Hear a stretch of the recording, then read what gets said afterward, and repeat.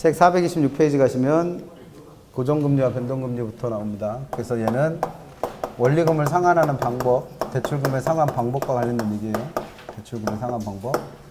그래서 대출금을 상환할 때 얘가 두 가지로 나눠지죠. 이자율을 조정할 수 있느냐에 따라서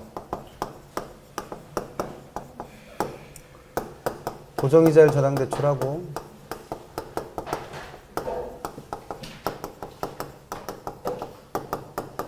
그 다음에 변동이자율 저당대출하고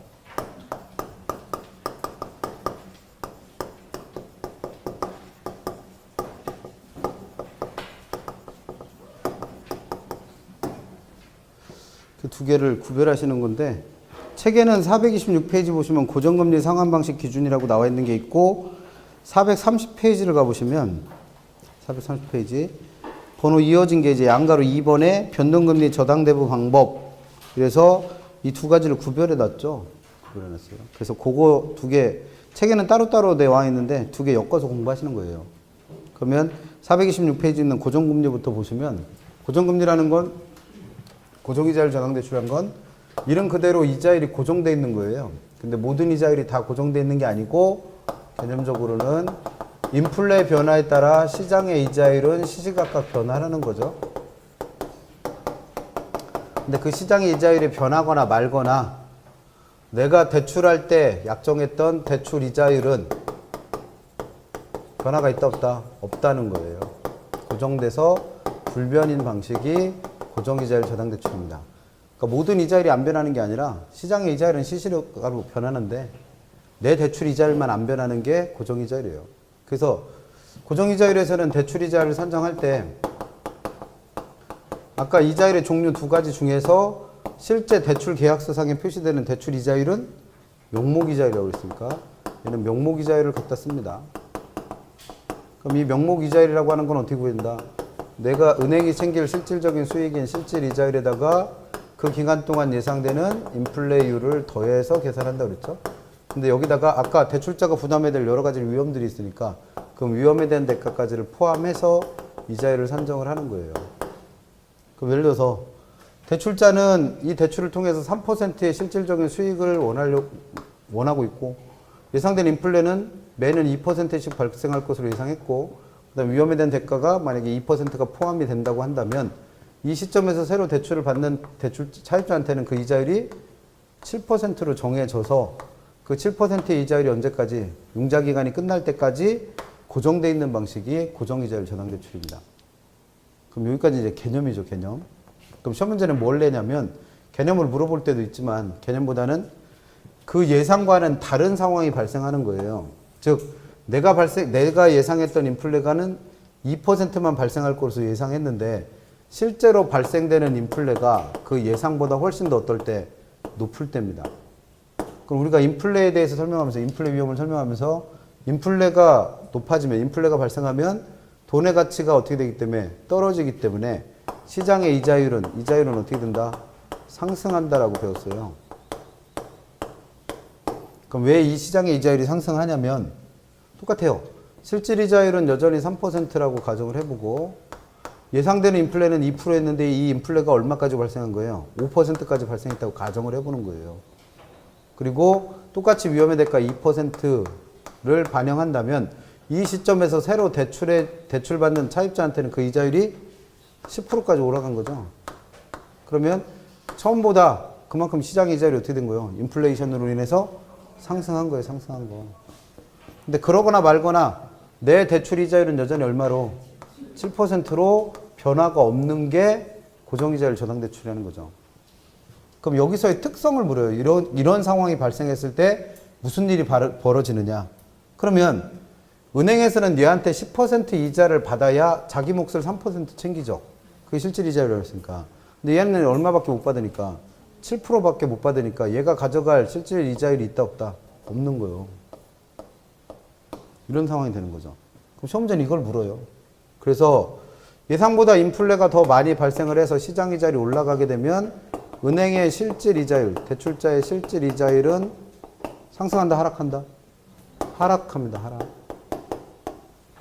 그럼 실질 이자율이라는 게 누구의 수익을 의미한다고 그랬으니까 대출자의 실질적 수익을 의미한다고 했으니까 얘가 하락했다는 얘기는 그만큼 대출자는 자신의 수익이 줄었으니까 손실을 본다는 거고, 그 다음에 돈을 빌려간 차입자는 남들 이자율 얼마까지 오를 때 10%까지 오를 때 내 이자율은 여전히 얼마로 고정돼 있으니까 7%로 고정돼 있으니까 차입자는 그만큼 이익을 보는 상황이라는 거죠.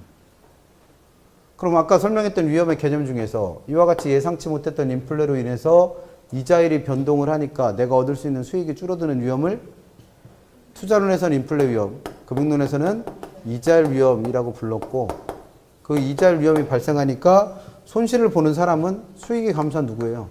대출자지 뭐. 그래서 이자율 위험을 대출자가 부담하는 상황이 됩니다. 시험은 이거 물어요. 뭐 물을 게 뭐 있겠어요, 이거밖에. 그래서 이거를 구별하라는 거 묻는 거죠, 뭘. 근데 상황이 이런 상황만 있는 게 아니라 또 예상과는 다르게 어떻게 될 수도 있어요. 예상하기에는 인플레가 2% 발생할 것을 예상했는데 그거보다 인플레가 덜 발생한 거예요. 그러면 돈의 가치가 높아지는 거니까, 돈의 가치가 덜 떨어진 거니까 그만큼 시장의 이자율은 어떻게 될 거다? 하락하는 거예요, 하락. 시장 이자율이 하락합니다. 그럼 시장의 이자율이 하락한다는 얘기는 똑같아요. 은행은 3%의 수익을 얻으려고 하고 예상했던 인플레는 2%인데 이게 예상과는 다르게 마이너스 1%가 돼버린 거예요. 이런 걸 이제 디플레이션이라 부른다고 그랬죠. 근데 거기다가 위험대가 2%를 반영한다면 새로 대출해주는 차입자한테는 그 이자율이 4%까지 떨어진다는 거죠. 그러니까 시장의 이자율이 처음보다는 어떻게 된 거예요? 떨어진 거예요. 왜? 인플레가 덜 발생했으니까. 그러거나 말거나 나의 대출 이자율은 여전히 얼마다? 7%라는 얘기입니다. 7%. 그러면 이 대출자는 얘한테 4% 이자만 받아도 자기 몫으로 얼마를 가져가요? 3%를 가져가. 왜? 돈의 가치가 떨어진 게 거의 없으니까. 근데 얘한테는 얼마나 받아먹었으니까? 7%나 이자를 받고 있으니까 그 수익률이 6%까지로 올라가겠죠. 그럼 이걸 시험 문제 묻는다니까. 그러면 예상보다 인플레가 덜 발생해서 시장 이자율이 떨어지는 상황에서는 실질 이자율은 상승한다, 하락한다? 상승합니다. 그럼 실질 이자율이 상승한다는 건 실질 이자율이 누가 가져갈? 대출자가 가져갈 실질적인 수익이라고 했으니까 대출자는 그만큼 수익이 많아졌으니까 이익을 보지만 차입자는 남들 이자율 얼마까지 떨어질 때 4%까지 떨어질 때 나 혼자 이자가 7%니까 남들보다 이자를 더 많이 무는 만큼 차입자가 손해를 보고 있는 거죠. 그러면 손해를 보는 차입자가 가만히 있어도 되지만 만약에 좀 발빠른 분들이라면 새로 대출받으면 4%를 대출받을 수 있다는 거예요. 그러면 새로 대출을 받아서 기존 대출을 어떻게 갚아버리죠. 그래서 은행을 어떻게 하는 거예요? 갈아타버리는 거예요. 그래서 이걸 차입자가 만기가 되지도 않았는데 뭐 했다? 조기 상환했다. 또는 중도 상환했다. 또는 만기 전 상환했다. 라고 부르는 거고, 이렇게 차입자가 조기 상환을 하면 아까도 얘기했지만 대출자는 대출금을 빨리 도달을 받았으니까 이익이다? 가 아니라 이자 수익을 더 이상 얻지 못하는 손해를 본다고 그랬죠. 그걸 차입자의 조기 상환 위험이라 부른다고 그랬고, 그 위험도 고스란히 누가 부담해야 되는 거예요? 이자를 얻지 못하는 대출자가 부담해야죠. 그럼 시험 문제 낼 건 이거예요, 이거. 그러면 물어볼 거는 똑같은데 방향만 반대로 돼 있잖아요, 지금. 그럼 구별을 해야지 문제를 풀겠죠? 그럼 고정이자율과 관련된 게 문제가 나오면 제일 먼저 확인해 보셔야 될 건 뭐예요? 지금 이 문제에서 묻고 있는 상황이 예상보다 인플레가 더 많이 발생해서 시장이자율이 올라가고 있는 상황인 건지, 아니면 예상보다 인플레가 덜 발생해서 시장이자율이 떨어지고 있는 상황인지를 구분하셔야 그에 맞는 답을 하겠죠. 그러니까 문제를 풀 때 제일 먼저 떠올라야 될 건 뭐예요? 지금 이 문제에서 묻고 있는 게 요와 같은 상황인지 요와 같은 상황인지를 구별하셔야 돼요. 그에 따라 답이 달라지니까. 그래서 고정이자율 문제가 나오면 앞으로 문제를 어떻게 풀어드릴 거냐면, 이 고정이자율에서 묻고 있는 상황이 3번 상황인지 4번 상황인지를 구별하시라고 얘기를 할 거예요. 그럼 3번 상황, 그럼 어떤 걸 말하는 거? 예상보다 인플레가 더 많이 발생해서 시장이자율이 어떻게 되는 거? 올라가는 거. 반대로 4번 상황, 그럼 뭐예요? 예상보다 인플레가 덜 발생해서 시장이자율이 떨어지는 상황. 묻는 건 뭘 묻는다? 실질 이자율이 올라가느냐 내려가느냐, 차입자와 대출자 중에 누가 이익을 보고 누가 손해를 보느냐, 그리고 무슨 위험을 누가 부담해야 되느냐를 시험 문제 물을 거예요. 그래서 내용은 외우시더라도 이거 연락에 외워봐야 문제에서 묻고 있는 게 이건지 구별할 능력이 안 되면 못 풀죠, 이거. 그러니까 고정이자율에서는 항상 주의하실 게 뭐예요? 이걸 묻는 거냐, 이걸 묻는 거냐를 구별하셔야 답을 내요. 그래서 그거 공부하시면 돼요. 그래서 이자율의 조정 여부에 따라 구분되는 고정이자율은 이런 것들 시험 문제 없습니다. 그래서 책에 그런 얘기들이 써 있는 거니까 읽어보시고, 그 다음에 이거랑 구별하셔야 될 게 이제 430페이지에 있는 변동이자율이죠, 뭐. 그러면 고정이자율에서는 예상과 다른 상황이 발생하면 무조건 그 위험을 다 누가 부담해야 돼요? 대출자가 부담해야 돼요. 이자율 변동에 따른 모든 위험을 대출자가 부담합니다. 그 이유가 시장 이자율이 변해도 차입자한테 적용되는 이자율의 변화가 없어서 그런 거예요. 그럼 거꾸로 시장 이자율 변할 때 대출 이자율도 같이 변하게 만들어 놓으면 대출자가 부담하던 위험을 어떻게 할 수 있다? 벗어날 수 있다는 거예요. 그래서 만든 게 변동이자율. 그러면 변동이자율이라는 거의 개념은 누구의 변화에 따라, 인플레이션에 따라 시장 이자율이 계속 어떻게 하면 변화를 하면 그거에 따라서 그거에 같이 누구도 대출 이자율도 계속 어떻게 되는 거예요? 변화를 하게 만든 거예요. 이걸 두고 변동이자율 전환대출이라고 부릅니다. 그럼 이걸 만들어낸 이유가 뭐라는 거예요? 고정금리하에서는 이 위험을 다 누가 부담했었는데? 대출자가. 이렇게 함으로써 이걸 누구한테? 차입자한테 떠넘기려고. 그래서 그 얘기가 변동이자율 저당대부 방법에서 개념의 기억, 니은 나와 있는 거잖아요. 이 기억은 시장의 이자율, 시중금리가 변함에 따라서 대출 이자율도 계속 변하는 거다. 그렇게 만들어 놓은 이유는 인플레로 인한 이자율 변동 위험, 이걸 줄여서 이자율 위험이라 부르잖아요. 그걸 고정금리하에서는 다 누가 부담했었다는 거예요? 대출자가. 근데 그걸 누구한테 떠넘기려고? 차입자한테 떠넘기려고 만든 게 변동금리입니다. 그러면 얘도 마찬가지로 이자율을 어떻게 산정할지를 알아야 될 거 아니에요?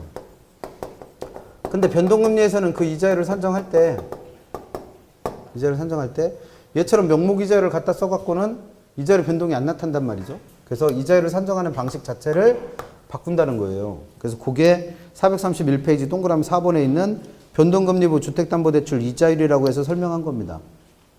그러면 변동금리에서는 대출 이자율을 어떻게 결정한다? 기준금리라는 거에다가 가상금리라는 걸 더하고 혹시라도 있다면 우대금리라는 걸 어떻게 해서 빼서 이자율을 산정한다는 거예요.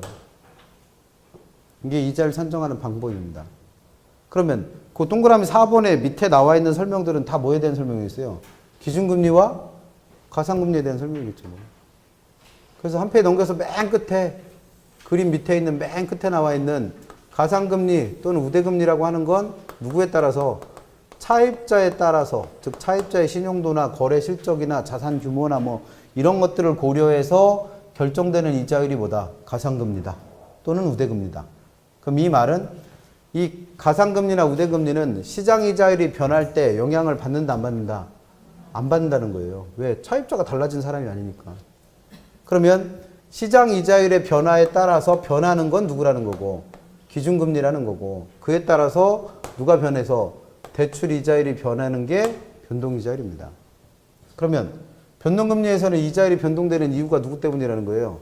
이 기준금리라는 거예요. 기준금리. 그럼 기준금리라는 건 변동금리에서 시장 이자율의 변화에 따라 같이 변화되는 이자율을 말하는 거죠. 그게 기준금리예요. 그럼 시험 문제 물을 수 있는 거 첫 번째는 뭐예요? 변동금리에서 대출 이자율이 변하는 이유는 가상금리가 변하기 때문이다. 이런 거 틀리면 큰일 나죠. 가장 기본적인 거, 개념 묻는 거. 그럼 그 밑에 나와 있는 건 개념은 따로 설명을 한 게 없고, 그래서 중요한 건 뭐예요?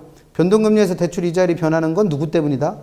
기준금리 때문이다라는 건 절대 잊지 마시고, 그 책에 나와 있는 건 우리나라에서 사용되는 기준금리가 두 가지 있다는 것만 연락해 설명하고 있는 거예요. 그래서 기준금리에는 종류가 몇 개 있다? 두 가지 있다. 그래서 하나가 3개월 만기에 CD 이자율을 그동안에 계속 써왔고, 또 하나가 코픽스라고 한다는 거죠. 그래서 그 밑에 기억번에서 A번에 보시면 현재 사용되고 있는 기준금리에는 3개월 만기에 CD 이자율과 코픽스 두 가지 값이 있다는 거예요. 그래서 이게 얼마 전에 지난주 9일인가? 9일이면 지난주죠. 9일날 한국은행에서 왜 기준금리를 유사일에, 뭐 유사일까지는 아니고 유사일에 제일 낮을 거요? 1.25%까지 낮췄죠. 그 기준금리도 요거랑 비슷한 개념으로 볼 수 있는데 그거는 정책금리라는 표현을 써요. 그러니까 대한민국 안에 있는 모든 은행들의 기준이 되는 금리, 그래서 기준금리고, 여기서 말하는 그 기준금리는 의미는 비슷한데 이걸 다른 말로 지표금리라고 불러서 실제 대출에 적용되는 이자율을 쯤으로 이해하시면 돼요. 그러니까 개념적으로는 비슷하다고 봐야 되나? 비슷하다고 봐야 되는데, 하여튼 시중은행들 전체에 적용되는 하나의 지표가 되는 금리를 한국은행에서 발표를 한 거고, 그걸 기준으로 각각의 은행들이 자기 이자율 결정할 때 적용되는 걸 뭐라는 거고, 또 기준금리라 부르는 거고. 그러니까 어쨌든 의미적으로는 비슷한데 한국은행에서 발표한 건 이걸 발표한 게 아니라 전체 은행에 적용되는 금리를 발표한 거예요. 그래서 혼동은 하지 마시고. 그래서 한국은행에서 3개월 만기에 양도성 예금증서 이자율을 발표한 거 아니니까 그건 이해하시잖아. 그래서 그렇게 구별하시면 되고. 그래서 그 밑에 보시면 C번에 양도성 예금증서의 이자율이 뭔지 설명을 해놨고, 그 밑에 코픽스라는 게 설명되어 있는데 중요한 건 누구겠어요? 코픽스가 훨씬 더 중요해요. 새로 만들어진 거. 그래서 코픽스는 시험 문제에서는 이런 게 있다라는 건 시험에 한번 나온 적 있어요. 코픽스라는 게 있다. 그래서 얘가 변동금리에서 기준금리의 역할을 한다. 뭐 이런 건 시험에 몇 번 나왔었고, 이제 내용을 구체적으로 물은 적이 없어요.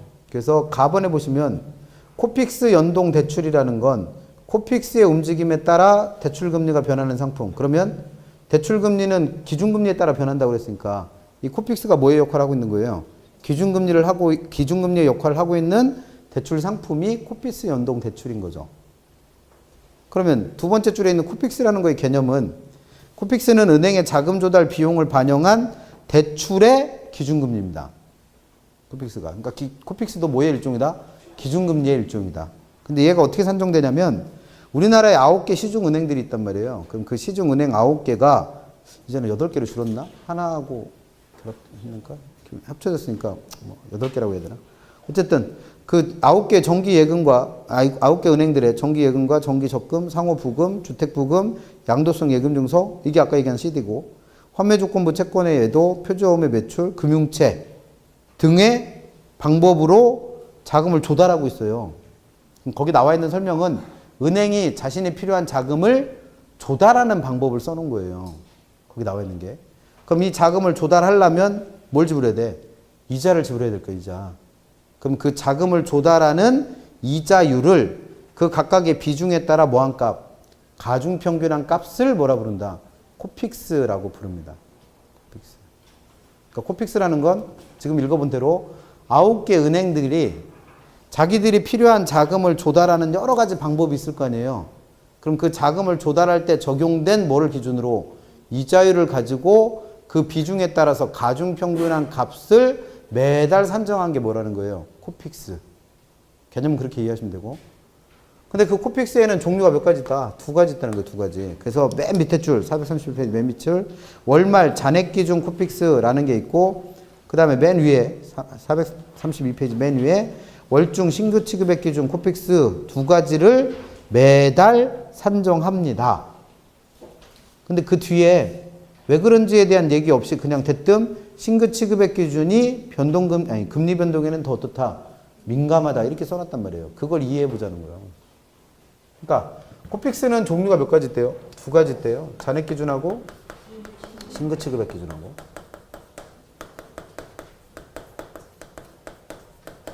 그럼 이 2개의 개념은 알아야 될 거 아니에요. 그래서 개념을 그 가로 안에 써놓은 거예요. 그럼 잔액 기준은 코픽스라는 게 만들어진 이래로 은행들은 매달 자금을 조달한 것들이 있을 거 아니에요. 은행들이 그동안에 계속 자금을 조달해 왔을 거 아니에요. 그럼 지금까지 조달해온 모든 금액, 전체 금액을 가중평균해서 구한 게 잔액 기준인 거고.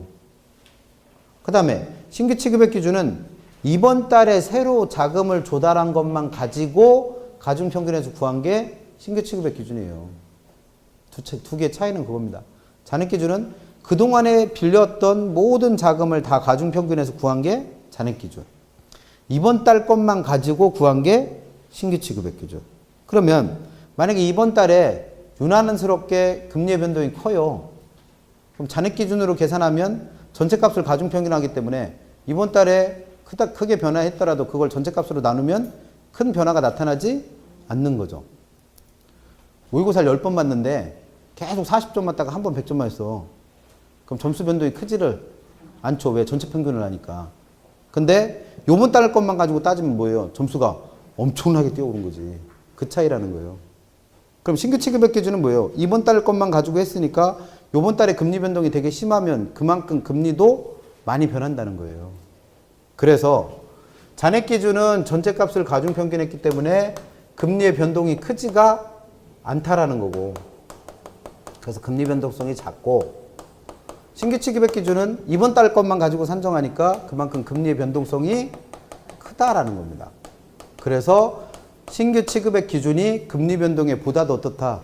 민감하다, 이런 표현을 쓴 거예요.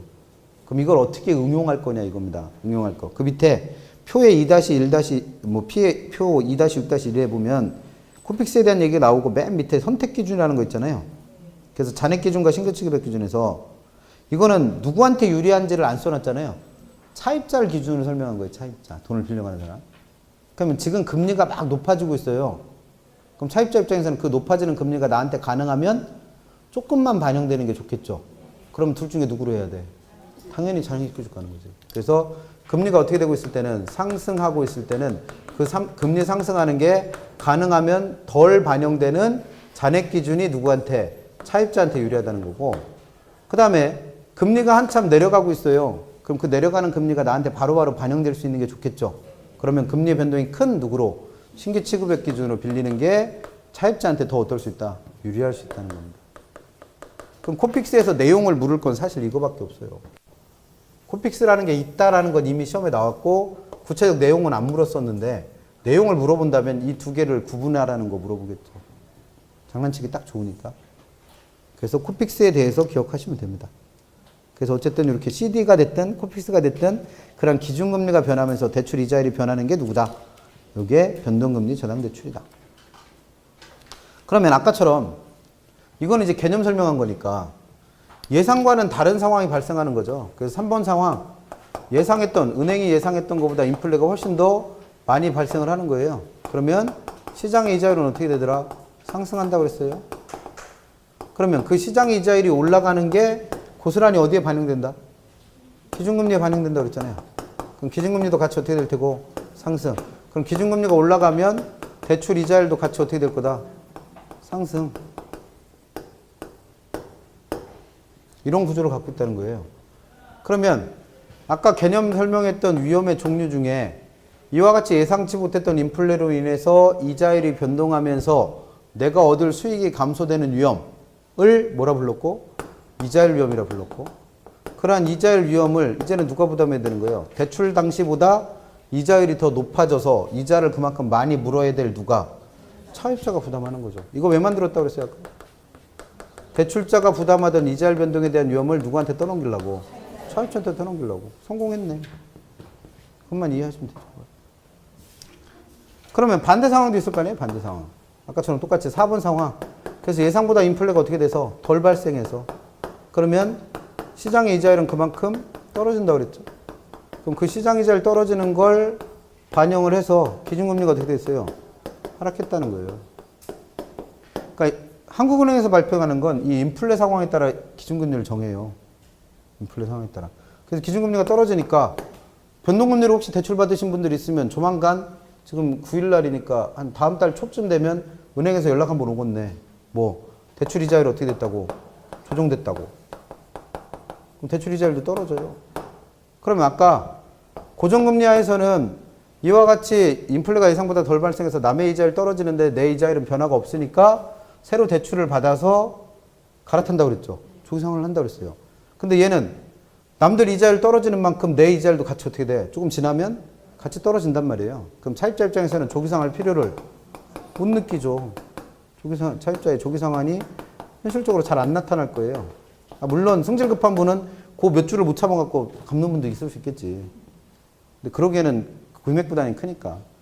그러면 대출자 입장에서는 그에 따른 손실을 볼 이유가 없는 거죠, 뭘. 그럼 여기서 또 하나 따로 기억하셔야 될 건, 차입자의 조기 상환은 어떨 때 생기더라? 4번 상황. 어디에서? 고정금리에서 4번 상황 발생해서 예상보다 인플레가 덜 발생해서 시장 이자율이 어떻게 되면 떨어지는 상황이 되면 그때는 차입자가 뭐 하려고 한다? 조기 상환할 수 있다. 그런 것도 묻습니다. 그럼 두 개 뭐 비교하는 거 물어보는 거죠. 뭐 비교하는 거. 그러니까 항상 기억나야 될 건 뭐예요? 고정금리와 변동금리에서 물어보면 3번 상황을 묻는 건지 4번 상황을 묻는 건지부터 구분을 하시고 구체적인 답을 찾으세요. 어떤 상황인지도 모르고 답하지 마시고. 그 다음에 아까 얘기한 대로 대출이자율은 변동금리에서 대출이자율은 누가 변하면서 기준금리가 변하면서 대출이자율이 변한다고 그랬는데 이 이자율을 조정하는 주기를 차입자와 대출자가 미리 정한단 말이에요. 그래서 뭐 이걸 3개월 만에 다 할 수도 있고 6개월, 1년마다 할 수도 있는데 중요한 건 그 조정 주기가 구체적으로 몇 개월이냐가 중요한 게 아니고 이 조정 주기가 짧아지면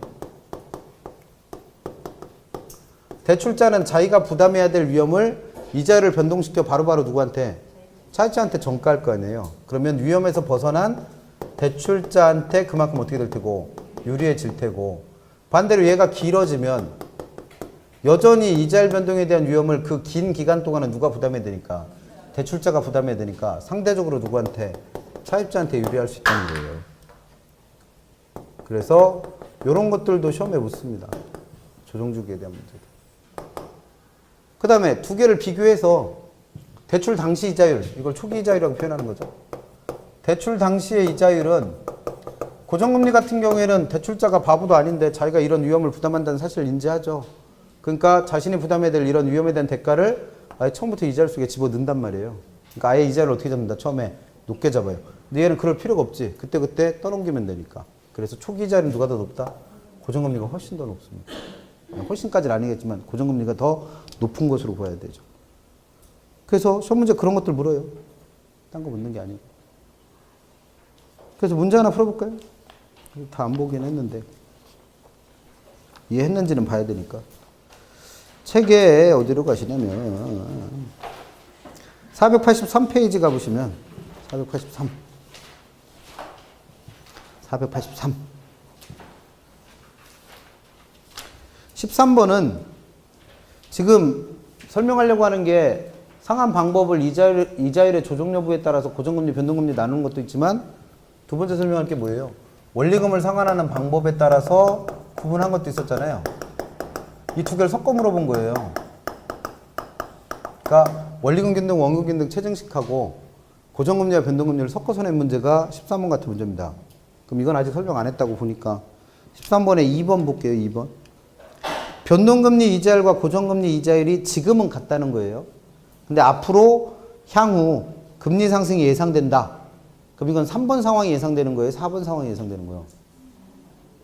이렇게 문제를 풀 거예요, 앞으로. 그럼 3번이 뭔지 4번이 모르는지 모르면 못 알아들어. 그래서 3번 상황은 뭐예요? 예상보다 인플레가 너무 많이 발생해서 시장이자율이 어떻게 될 때? 상승. 4번 상황은 예상보다 인플레가 덜 발생해서 시장이자율이 하락할 때. 그럼 여기서 뭐라고 그랬으니까? 향후 금리 상승이 예상된다고 그랬으니까 3번 상황을 예상하고 있는 거죠. 그럼 3번 상황에서 고정금리에서는 누가 유리했어요? 차입자가. 변동금리에서는 차입자가 모든 위험을 부담하니까 불리했고. 그럼 여기서는 누구 입장을 물었으니까? 차입자 입장을 물었으니까 차입자는 뭐로 빌리는 게 자기한테 유리해? 한글말 이해 못하는 분들 있네. 3번 상황을 묻고 있다고 3번. 그럼 3번 상황에서는 고정금리에서는 누가 유리하다고 그랬어요? 차입자가. 변동금리에서는 차입자가 모든 위험을 다 부담해야 되고 여기서 묻고 있는 건 차입자에 대해서 묻고 있잖아. 차입자. 그럼 차입자한테 유리한 건 고정금리요? 변동금리요? 고정금리. 뭘 이걸 답을 못해. 그러니까 얘는 뭐라고 돼야 돼요? 변동금리 대출이 고정금리 대출보다 유리하다가 아니라 고정금리 대출이 변동금리 대출보다 누구한테 유리하다? 차입자한테. 만약에 이게 누구로 바뀌면 대출자로 바뀌면 변동금리가 더 유리하다라고 말을 해야죠. 그래서 일단은 뭘 구분하셔야 돼? 지금 묻고 있는 게 얘인지 3번 상황인지 아니면 4번 상황인지 이걸 구별을 못하면 어떻게 문제 풀 거예요? 그래서 그렇게 공부를 하시라는 겁니다. 3번 일반적으로 차입자의 소득과 담보부동산의 가치는 시간이 지날수록 증가하니까 차입자의 채무 불이행 위험은 소득도 많아지고 부동산 가치 높아졌으면 그만큼 돈 못 갚을 위험은 낮아지겠죠. 4번 변동금리부 주택담보대출 이자율의 조정주기가 짧대요. 그럼 이 조정주기 문제잖아요. 그럼 조정주기가 짧다는 건 이자율 변동의 위험이 바로바로 누구한테? 대출자에서 차입자한테로 전가되는 거죠. 근데 여기서는 누가 누구한테 전가한다고 그랬습니까? 차입자가 대출자한테 전가한다고 했으니까 둘의 위치가 바뀌었죠. 그런 것들 묻습니다. 그러니까 내용을 몰라서 틀리는 분도 있겠지만 말장난에 속지 말라는 거예요. 특히 누가 누구보다 어떠어떠하다 할 때 이것만 나오면 헷갈리니까. 그래서 항상 그런 것들 조심하시고 한 페이지 넘겨서 16번도 하나 풀어볼까요? 16번. 주택담보대출에 관한 설명 중 틀린 것 16회 때 문제인데 1번은 조금 이따 볼게요. 2번 대출자의 명목이자율. 그럼 이게 실제 대출이자율이라고 했잖아요.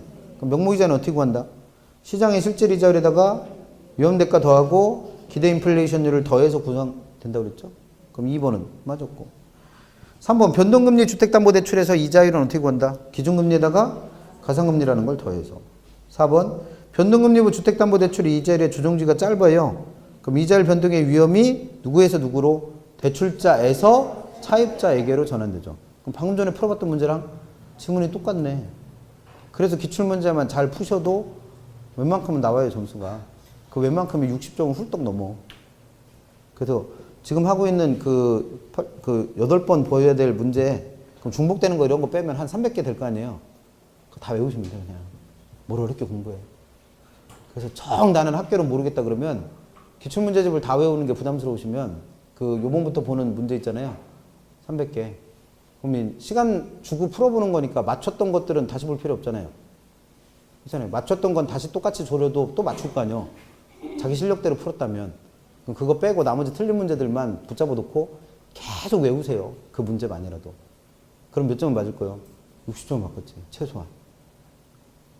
그렇게라도 하세요. 공부 안 되면. 5번 CD 연동주택담보대출도 일종의 뭐예요? 아까 기준금리로 CD를 사용한다고 했으니까 변동금리 저당대출로 이해해야겠죠? 그래서 2, 3, 4, 5번은 다 맞아요. 그럼 이제 1번이 틀렸는데 1번은 사실 이게 그 대출의 종류라기보다는 화폐 시간가치 문제예요. 그럼 1번 보시면 연간 이자율이 같은 1년 만기 대출의 경우 대출자는 기말에 한 번 이자를 받는 것이 기간 중 4번에 나눠 받는 것보다 유리하다. 그럼 이게 맞냐 틀리냐 이거죠. 그럼 예를 들어서 똑같이 1억을 빌려줬고 이자율도 똑같다고 가정을 해요. 근데 이거를 1년간 빌려줬대요. 1년간. 근데 이자를 어떻게 받는데요? 처음에는 기말에 한 번 받는데요. 기말에 한 번. 그러면 12월 달에 그냥 얼마를 1,000만 원을 한 번에 받는 거죠. 이렇게 받는 거하고 그 다음에 이걸 어떻게 받는데요? 4번에 나눠서 그러면 3월에 한 번, 6월에 한 번, 9월에 한 번, 12월에 한 번 내가 총 받아야 될 이자가 얼마니까? 1,000만 원이니까 그거를 똑같이 나눠서 얼마씩? 250만 원씩 나눠서 받는 거 두 개가 있다는 거죠. 그럼 둘 중에 누가 더 유리하냐 이겁니다. 그럼 이건 뭐의 문제예요? 이게 4번으로 나누면 똑같이 250이니까 이걸 4번으로 나눈 250, 250, 250, 250의 크기가 12월에 250과 3월에 250이 같은 돈이냐 이 문제죠. 화폐 시간가치 문제예요. 둘 중에 금액은 똑같지만 사실 돈은 그 7개월 사이에도 어떻게 할 수 있어요? 돈의 가치가 변할 수 있죠. 그러니까 누가 더 큰 돈이요? 3월 달에 250이 12월에 250보다 더 큰 돈이에요. 그럼 당연히 이렇게 4번에 나눠 받은 돈이 훨씬 더 양이 금액은 똑같더라도 그 가치는 어떤 거예요? 더 큰 거죠. 그럼 여기서 뭐라고 그랬습니까? 1년 만기 대출의 경우 대출자는 기말에 한 번 받는 게 기간 중 4번 나누어 받는 것보다 유리하다고 그랬는데 이게 절대 유리한 게 아니라는 거죠. 이거 이해 안 되는 분들은 이렇게 하세요. 10년 후에 10억을 드릴게요. 와, 지금부터 매년 1년마다 1억씩 드릴게요. 10년 동안. 뭐 받으실 거예요? 매년 1억. 왜? 그게 더 큰 돈인 거예요. 아니면 나중에 10억 받으세요. 10억 10년 후에 받으려도 10년 후에 10억하고 그러니까 10년 후에 10억이 지금의 10억과 똑같다는 보장이 있어 없어? 없어요. 그럼 무조건 돈을 먼저 받아야 돼. 먼저. 그게 큰 돈이니까. 뭐 그게 아니면은 그냥 저한테 돈 주세요. 제가 10년 후에 줄게요. 10년 후에 줄게요. 그런 겁니다. 그게 화폐 시간 가치예요, 이게. 그러니까 이거는 뭐 계산 문제 몇 개 나오는 게 중요한 게 아니라 개념 자체를 이해 못하면 틀려요, 계속. 계속 발목을 잡히는 거죠. 17번. 20회 때 나왔던 거. 주택담보대출에 관한 설명으로 옳은 걸 찾으세요.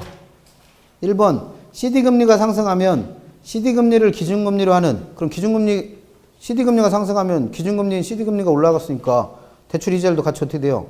올라가야지. 당연한 얘기하고 있고. 2번, 대출 시점에서는 고정금리 주택담보대출의 금리, 즉 이자율이 변동금리 주택담보대출의 이자율보다 높다고 그랬죠. 높다. 누가 더 높다고 그랬어? 초기에는 고정금리가. 그럼 고정금리가 높다는 얘기를 한 거니까 2번은 맞았죠. 왜 대답을 못하는 거예요? 내용을 몰라서? 한글이 서툴러서. 크다의 주어가 누구예요? 크다가. 아니, 높다의 주어가 뭐예요? 높다의. 고정금리가 높다는 거예요? 변동금리가 높다는 거예요? 지금 이 문장에서. 고정금리가 높다는 얘기잖아요. 그럼 알고 있는 거랑 같잖아. 그럼 맞는 거지 뭘. 알고도 틀리는 분들. 3번. 주택담보대출금리가 하락하면 정상적인 주택의 수요는 줄어든다. 금리가 하락했으니까 돈 빌리기 쉬워졌죠. 돈 빌려서 뭐 하러 갈 거니까. 집 사러 갈 거니까 수요. 늘지. 늘죠. 늘어. 왜 줄어? 늘어. 4번. 대출금리가 고정금리일 때 그럼 고정금리 나왔으니까 문제에서 머릿속에 떠올라야 될 건 무조건 뭐예요? 3번이냐? 4번이냐? 구별 못하면 틀리니까. 그러면 대출금리가 고정금리일 때 대출 시점의 예상 인플레이션보다 실제 인플레이션이 높다. 그럼 이건 3번 상황이에요? 4번 상황이에요? 3번 상황이 이게 실제 인플레이션이 더 많이 발생했다는 거잖아요. 그럼 3번 상황에서는 실질 이자율이 떨어지기 때문에 은행은 이익이요? 손해요? 손해. 차입자는 남들 이자율보다 내 이자율만 낮으니까 이익. 그럼 이익과 손해의 위치가 바뀌었죠. 5번. 대출 비율. 영어로는 뭐래요?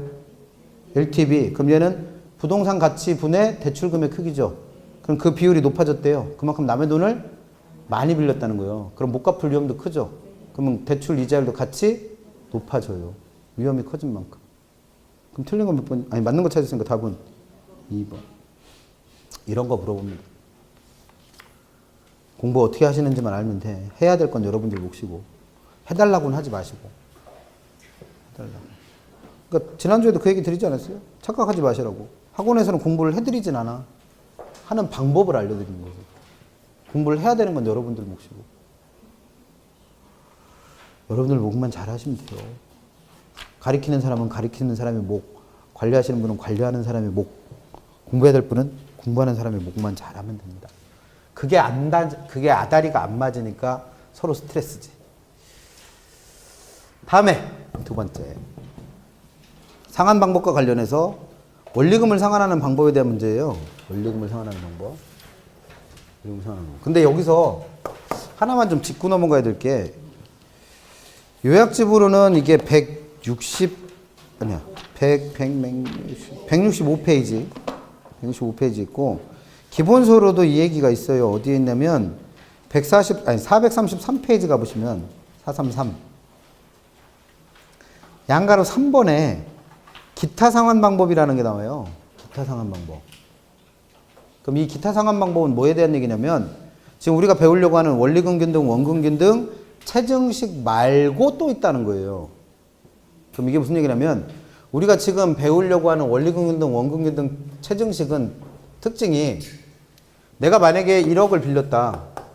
그럼 그 1억을 10년 동안 빌렸다고 가정을 하면 10년이 지나는 시점에서는 이 1억을 얼마 갚아야 된다고 생각해요? 1억을 다 갚는 걸 가정하고 얘기를 하는 거죠, 지금.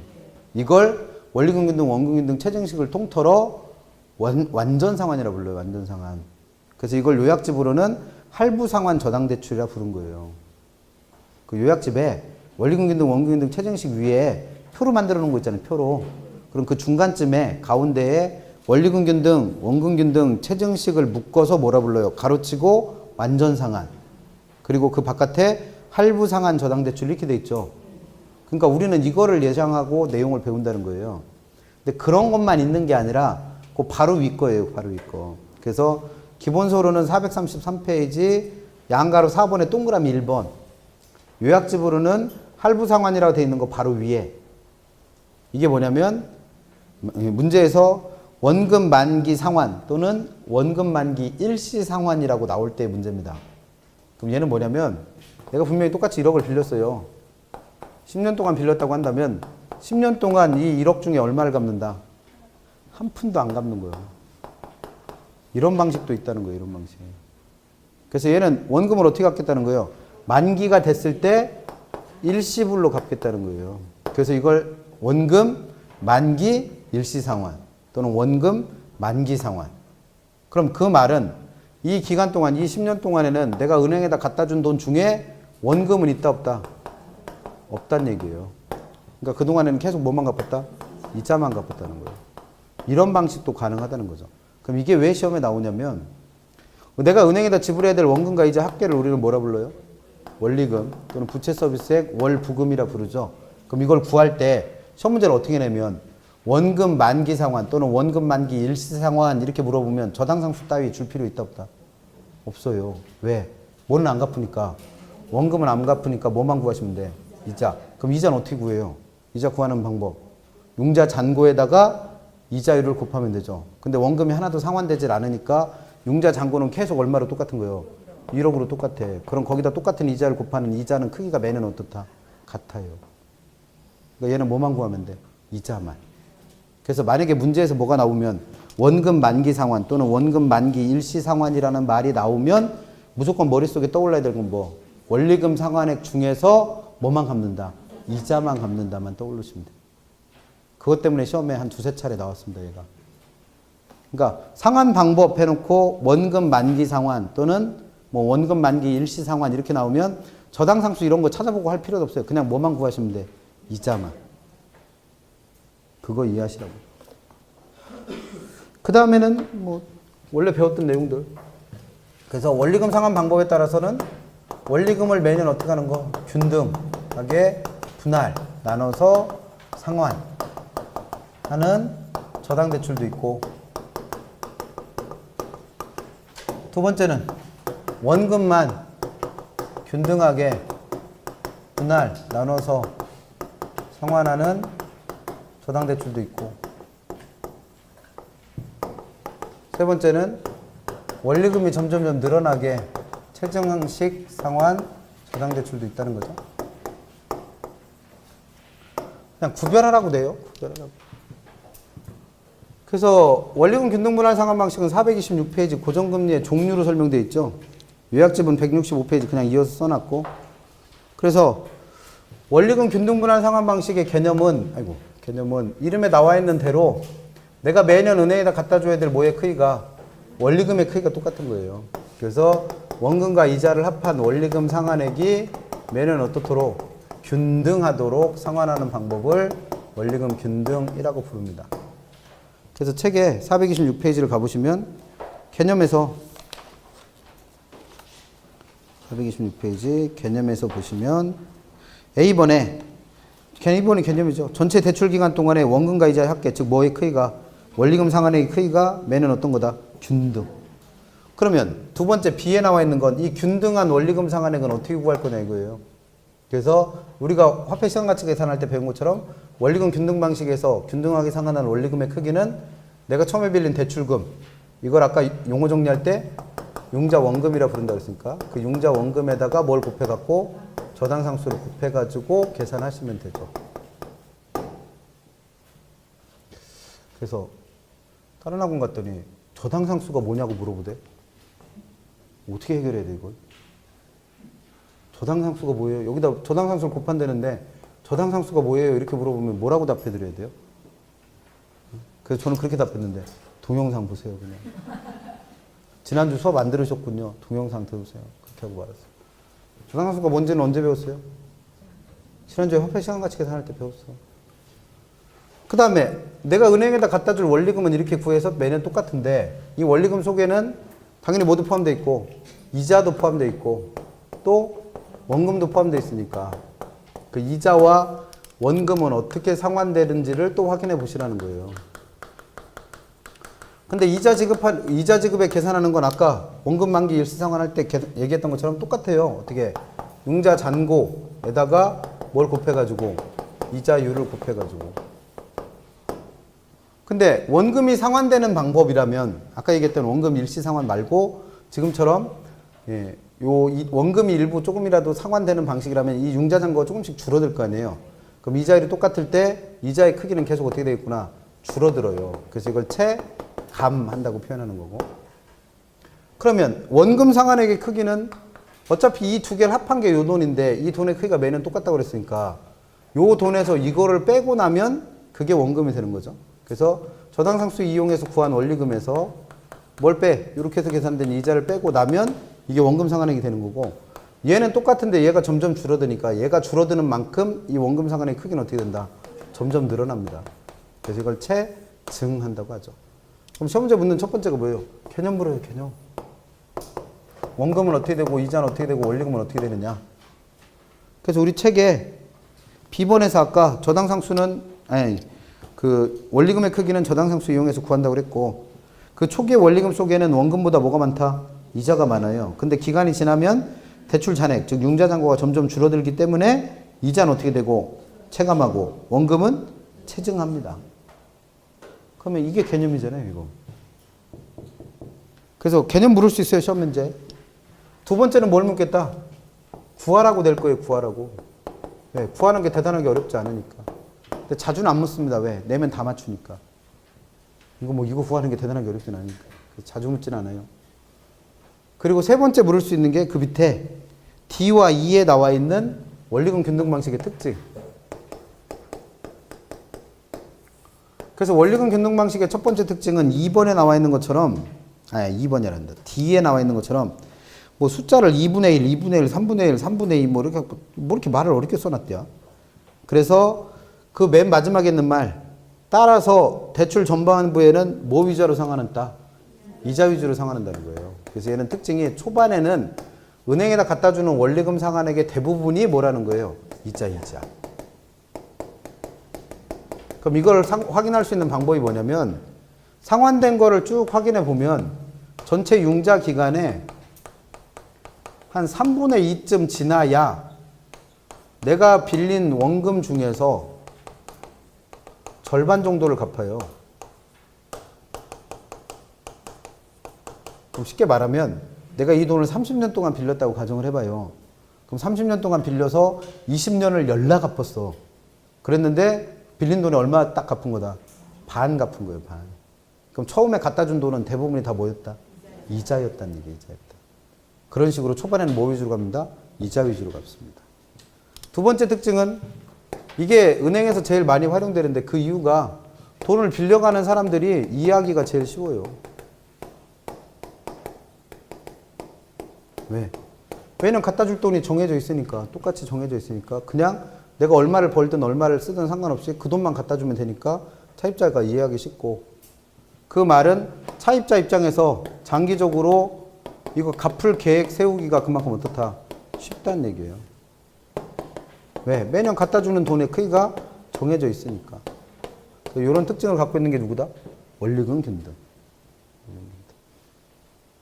그래서 이 개념을 물을 때 지금처럼 말로 물어봐도 되고, 책에 427페이지 나와 있는 것처럼 뭘 물을 수도 있다?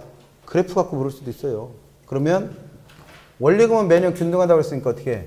이렇게 반듯할 테고, 이자는 줄어든다고 그랬죠. 근데 그 줄어드는 모양이 중요한데, 처음에는 원금이 적잖아요. 그러면 융자잔고가 조금씩 줄어들 거란 말이에요. 그러니까 처음에는 이자 줄어드는 폭이 적었다가 나중에는 원금이 어떻게 되니까 점점 많아지니까 이자 줄어드는 폭도 점점 커져요. 그래서 얘가 직선의 형태로 줄어드는 게 아니라 처음에 이자가 조금씩 줄다가 나중 가면 많이 주니까 이렇게 곡선의 형태를 띠게 됩니다. 그럼 이 곡선이 의미하는 바는 뭐예요? 처음에는 이자 줄어드는 폭이 어땠다가 적었다가 나중에 가면 이자 줄어드는 폭이 그만큼 늘어난다는 얘기죠. 그래서 이런 식으로 줄어듭니다. 그러면 그 이자가 줄어드는 만큼 뭐가 늘어난다고 했습니까? 원금은 늘어난다고 했으니까 원금은 이자 그래프와 정반대로 이런 모양으로 그려진다면 이게 누구다? 원리금 균등. 그래서 그래프 모양 보고도 확인하실 수 있어야겠죠? 그 다음에 이제 두 번째 427페이지 니은번에 있는 원금 균등은 이름 그대로 내가 은행에다 갖다 주는 원리금 중에서 누구의 크기만? 원금의 크기만 똑같이 나눠 갚는 거예요. 그럼 이름 그대로 내가 은행에다 지불할 원금 상환액만 어떻게 균등하게 상환을 하는 겁니다. 그럼 이게 무슨 얘기냐면 나는 은행에서 1억을 빌렸어요. 그럼 은행에다 실제로 갖다 주는 돈의 총합은 1억만 갖다 주면 된다? 가 아니죠. 뭐가 붙으니까? 이자가 붙으니까. 그러면 그 원금과 이자 중에 이자는 신경 쓰지 말고 누구의 크기만? 이 원금의 크기만, 예를 들어서 이걸 10년 동안 나눠 갖기로 했다면 이 10년 동안 어떻게 매년 똑같이 나눠 갖겠다는 거예요. 그러면 원금 1억을 10년 동안 똑같이 나눠 갚으면 1년에 얼마씩? 1,000만 원씩을 똑같이 갚겠다는 얘기입니다. 그럼 그 1,000만 원 어떻게 구한 거예요? 똑같이 갚은 원금 1,000만 원은 1억, 즉 처음에 빌린 융자 원금을 10년, 융자 기간으로 어떻게 한 거예요? 나눈 거예요, 저걸. 근데 주의하실 게 얘가 매년 1,000만 원씩 갚으니까 10으로 나눴는데 이걸 매월 갚기로 한 거예요, 매월. 그럼 그 1,000만 원을 또 얼마로 나눠야 되니까? 12로 나눠야 되니까 나눌 때는 12를 곱해서 나눠야 돼요. 그러니까 정확하게 말하면 이 융자 기간은 돈을 갚는 기간이 아니라 돈을 갚는 뭐다? 횟수로 이해하시면 돼요, 횟수. 그래서 이렇게 해서 계산하는 원금 상환액은 매년 어떻다? 균등하다. 근데 이 돈 속에는 그러니까 은행에다 지불해야 되는 돈에는 모두 포함돼야 돼요. 이자도 포함되잖아요.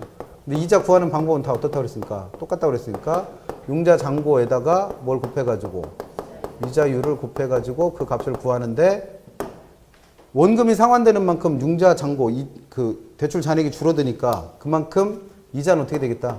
체감하는 거죠. 그럼 이 두 개를 합한 돈이 실제로 은행에다 지불해야 될 돈인 거잖아요. 원리금 상환액. 그럼 실제로 지불하는 원리금 상환액의 크기는 얘도 저당상수를 이용해서 구한다? 가 아니죠. 왜? 저당상수를 이용해서 구하려면 그 돈의 크기가 매년 어때야 돼요? 같아야 돼. 근데 얘는 이거랑 이걸 합해보면 얘는 똑같지만 얘가 점점 줄어드니까 이 두 개를 합한 금액도 계속 어떻게 되겠어요? 줄어들죠. 그럼 금액이 똑같지 않으니까 저당상수를 이용해서 구할 수가 없고 얘를 구하려면 이렇게 해서 구한 뭐에다가 원금, 이렇게 해서 구한 이자를 더해서 구해야죠. 그래서 그 금액은 똑같은 게 아니라 어떻게 된다? 체감합니다. 그래서 얘도 이거 물어요, 개념.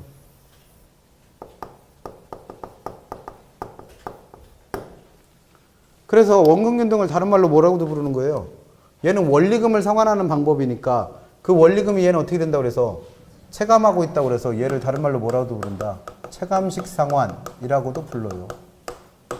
그런 이유 때문에.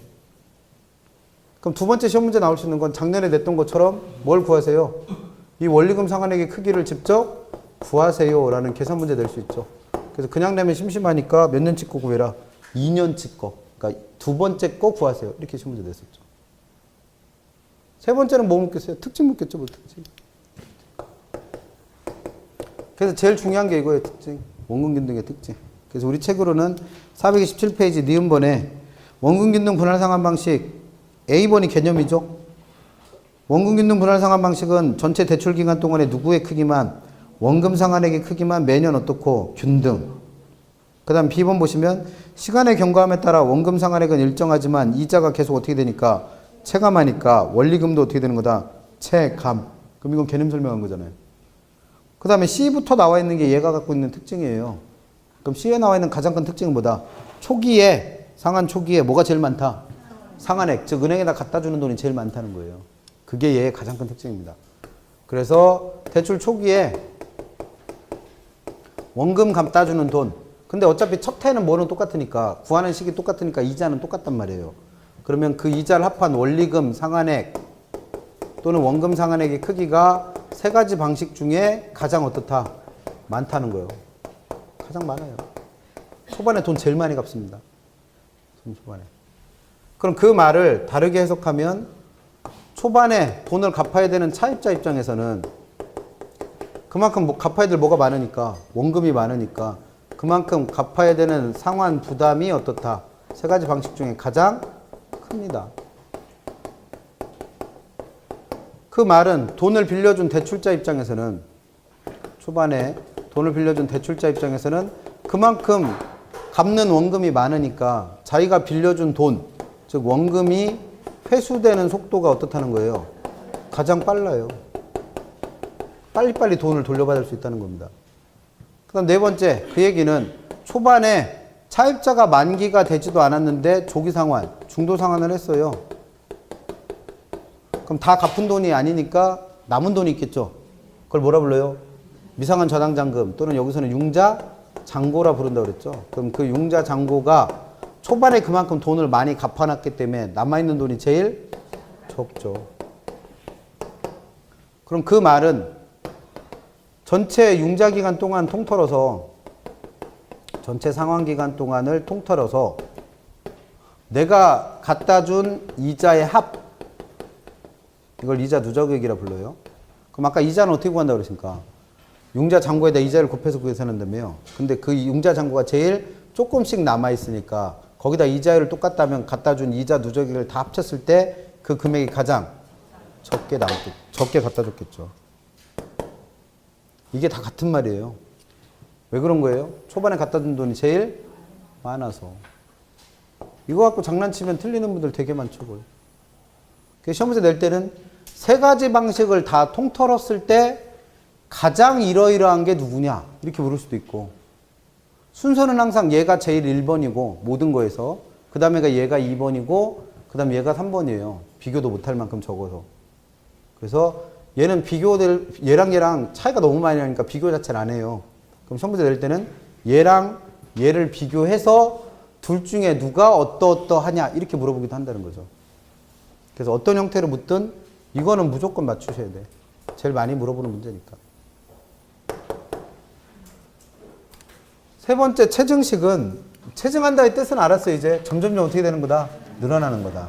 근데 얘는 원리금을 상환하는 방법에 대한 얘기니까 이 점점점 늘어나는 게 누구라는 거예요? 원리금 상환액이에요. 원리금. 그래서 은행에다 지불할 원리금 상환액이 처음에는 적었다가 갈수록 많아지는 게 누구다? 체증식입니다. 그래서 체증식은 이름 그대로 내가 은행에다 지불하는 원리금 상환액이 처음엔 어땠다가 적었다가 이 원리금 상환액이 점차 어떻게 되는 거예요? 증가하는 거예요. 증가. 그래서 이걸 다른 말로 점증식이다 라고 표현하기도 합니다. 그러면 이렇게 갚는 이유가 있겠죠. 얘도 얘네들처럼 초반에 돈을 많이 갖고 싶은 거예요. 근데 뭐가 없어? 돈이 없어. 그러니까 소득이 적을 때는 조금만 갚다가 앞으로 소득이 어떻게 되면 늘어나면 많이 갚을게요 라고 약속을 하는 거예요. 그래서 소득 증가가 예상되는 사람들한테 유리한 방식이 뭐다? 이게 체증식입니다. 그럼 거꾸로 얘는 원리금이 계속 어떻게 된다고 그랬어요? 처음에는 많았다가 점점 줄어들죠. 그래서 이걸 그래프로 그려보면 어떻게 돼요? 그래프로 그려보면 원금 상환액은 매년 어떻다고 그랬고 균등. 근데 이자는 어떻게 된대요? 줄어드는데 주의할 게 뭐냐면 원금 상환하는 돈이 매년 똑같다며요. 그러면 융자 잔고가 매년 똑같은 크기씩 줄 거 아니에요. 그럼 거기다 일정한 비율 곱해서 계산하는 이자도 똑같은 크기씩 줄어요. 그럼 얘처럼 이렇게 곡선으로 주는 게 아니라 매년 똑같은 크기씩 줄어드니까 어떻게 이렇게 직선의 형태로 줍니다. 직선의 형태로. 그럼 이 두 개를 합한 뭐의 크기도 원리금의 크기도 이렇게 계속 직선의 형태로 줄어드는 거예요. 그러면 초반에는 갚는 원리금이 많은데 갈수록 원리금이 적어지니까 이 사람은 소득이 앞으로 어떻게 될 사람들? 줄어들 사람들한테 유리하다는 거예요. 얘는 소득이 늘어날 사람들한테 유리하고. 그래서 두 개 비교해서 알고 계시고. 그 다음 세 번째, 얘의 가장 큰 단점이라면 대출자 입장에서는 차입자가 갖다 주는 돈이 워낙 적어요. 그러니까 대출자의 원금 횟수가 다른 방식에 비교했을 때 제일 어떻다? 늦다라는 것도 단점이 될 수 있고, 또 하나는 소득이 늘어날 걸 예상해서 원리금이 늘어나도록 설정을 한 거죠. 근데 소득이 원리금 늘어나는 걸 따라가질 못해. 즉 소득 증가가 원리금 증가에 미치지 못하는 거예요. 그러면 이 돈 갚는다 못 갚는다? 못 갚아요. 그래서 이럴 때는 돈을 못 갚을 가능성도 발생할 수 있습니다. 그래서 얘의 가장 큰 특징이라면 대출 초기에 분명히 차입자는 은행한테 돈을 갖다 줬어요. 그러니까 상환이 이루어졌는데 그 돈이 워낙 적어서 갖다 줘야 될 이자도 못 미치는 경우가 있다는 거예요. 그럼 나는 분명히 돈을 갚긴 갚았는데 그 못 갚은 이자가 오히려 늘어난다는 겁니다. 그래서 마이너스의 상환 또는 부의 상환이 발생할 수도 있어요. 책에는 부의 상환이 먼저 정리해놨으니까 읽어보시면 되고. 그래서 얘는 주로 어떤 생각이다? 돈을 빌려서 잠깐 쓰고 이걸 부동산을 사는데 써서 부동산 가치가 오르면 이걸 되팔아 갖고 빨리 갚아버리겠다는 생각이에요. 왜? 빌리는 기간이 짧으니까 그만큼 은행한테 주는 돈도 아까운 거예요. 그럴 때 쓰는 게 누구? 체증식. 그래서 이건 주로 어디에서?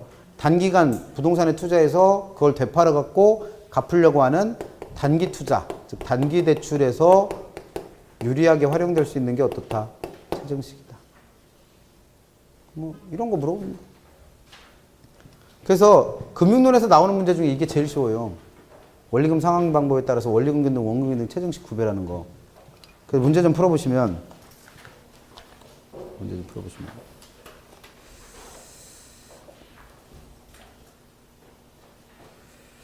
아까 483페이지 가셔서 13번 같이 나온 건데 설명 안 했던 문제 있었죠? 13번에서 1번 원금 균등 상환 방식과 다 읽기 귀찮잖아요. 그냥 원금 균등만 읽으세요. 중요한 건 그거니까. 원금 균등과 원리금 균등의 1회차 월 불이백.